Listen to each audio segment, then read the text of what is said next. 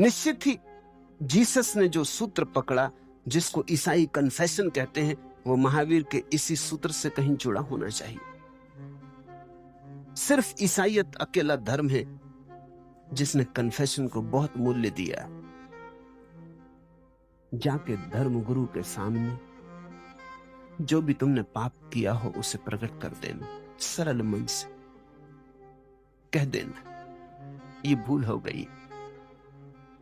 ये स्वीकार करते ही कि मुझसे भूल हो गई, भूल से मुक्ति होनी शुरू हो जाती। स्वीकार में मुक्ति है।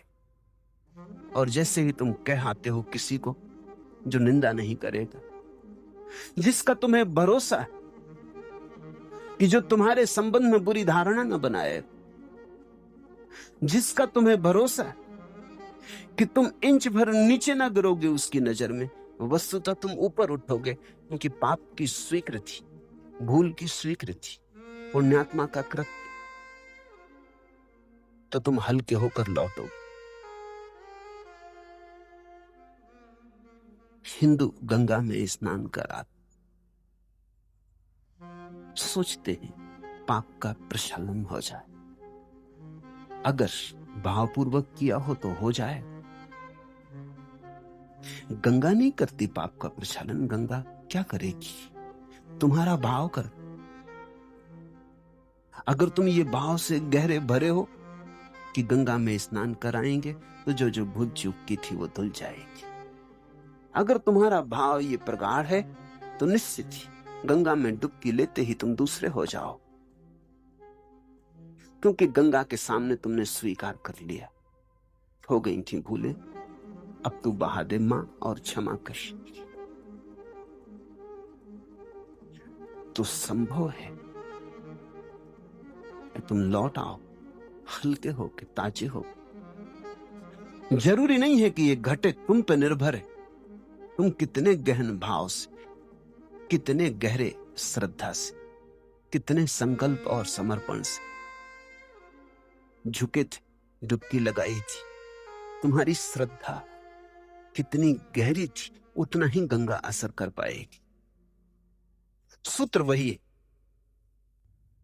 अब ये भी सोचने जैसी बात है, किसी मनुष्य के सामने अपने पाप को प्रकट करने में खतरा तो है ही।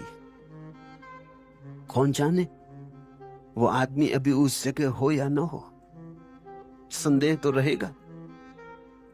ये आदमी अभी ऐसी जगह न हो और तुम अपना पाप खोल दो, और ये आदमी अभी उसी जगह हो जहां इसे अभी पाप में रस, और ये कुतूहल बस से तुमसे पूछने लगे। फ्रायड ने एक जगह लिखा है कि मनोवैज्ञानिक तभी ठीक अर्थों में मनोवैज्ञानिक हो पाता है जब उसकी क्यूरियोसिटी, उसकी कुतूहलता समाप्त हो जाती। जब तक कुतूहल है तब तक वो सहयोगी नहीं हो सकता। किसी ने आके तुमसे कहा कि मैंने एक स्त्री के साथ व्यभिचार किया, पहली बात तुम्हारे मन में क्या उठती? कुतूहल उठता। तुम जानना चाहते हो कौन सी स्त्री, किसकी स्त्री, कब किया, कैसे किया। तुम ब्यौरे और विस्तार में जाना चाहते। तुम इस आदमी के भीतर इसके पाप में रस लेने लगते हो, तो चूक हो गई। ये जो रस ले रहा है पाप में,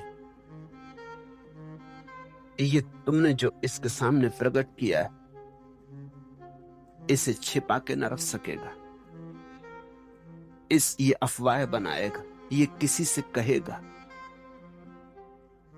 जो तुम्हारे सुनने में रस ले रहा है वो किसी से कहने में भी रस लेगा, और इसके सामने तुम्हारी प्रतिमा नीची हो जाएगी। ये तुम्हें कल तक धार्मिक समझता था, अब अधार्मिक समझे, और ये अपने आप को तुमसे बड़ा मान लेगा। कठिन है किसी व्यक्ति के सामने जाके खोलना।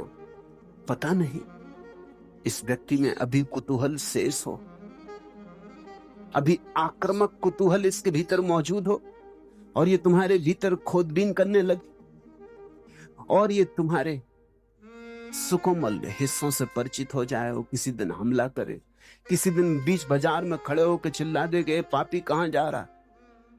या किसी दिन इससे कोई झंझट हो जाए, झगड़ा हो जाए और ये खोल दे सारी बात। आदमी आखिर आदमी। इसलिए हिंदुओं ने और भी अद्भुत बात खोजी। उन्होंने कहा गंगा में जाके समर्पित कराऊं। गंगा तो किसी से कहेगी ना, गंगा में तो कोई कुतूहल नहीं। गंगा तो वैसी बहती रहेगी जैसे पहले बह रही थी। तुम आए या ना आए कोई फर्क ना पड़ेगा। गंगा के सामने तो तुम पूरा खोल सकोगे। वहां तो छिपाने की कोई भी जरूरत नहीं है, क्योंकि वहां दूसरा कोई मनुष्य नहीं है जिससे छिपाने का कोई कारण हो, जो कल खोल दे, परसों खोल दे, किसी आवेश के क्षण में बोल दे। तो डर भी नहीं है, तुम पूरा खोल सकते हो। महावीर के सूत्र को हिंदुओं ने उसकी आत्यंतिक ऊंचाई पे पहुंचा दिया। उन्होंने कहा आदमी को हटा ही लो, गंगा ठीक है। वैसे महावीर का भी मतलब यही था, उस आदमी के सामने खोल न जाके जिसका आदमी हट गया हो और गंगा पैदा हो गई। मतलब तो वही था। उस आदमी के पास चले जाना जब जिसके भीतर अब गंगा बह रही, उसमें जरा डुबकी लगा लेना, खोल देना सब। इस बात को भी ख्याल में ले लें कि जब तुम गंगा के सामने खोलते हो तो खोलने में बहुत अड़चन नहीं है, क्योंकि तुम जानते हो गंगा ही है। अड़चन नहीं है तो लाभ भी कम होगा। सुविधा तो बहुत है खोल देने की, लेकिन लाभ कम होगा, क्योंकि अड़चन बिल्कुल नहीं, चुनौती बिल्कुल नहीं। जब तुम गुरु के सामने जाके खोलते हो तो संदेह और श्रद्धा के बीच हजार बार डोलते हो। कहूं ना कहूं, इतना बचा लूं या इतना कह दूं, थोड़ी सास संवार करके कहूं, श्रृंगार करके कहूं, थोड़ा लीप पोत के कहूं कि जैसा है वैसा ही कह दूं, थोड़ा सुंदर बना लूं पाप को, थोड़े फूल लगा दूं पाप पर, थोड़े इस ढंग से कहूं कि मेरी मजबूरी थी, थोड़ा तर्क, थोड़े विचार का सहारा देके कहूं, पाप पूरा मेरे ऊपर ना पड़े, दूसरों पर भी उत्तरदायित्व बांट के कहूं।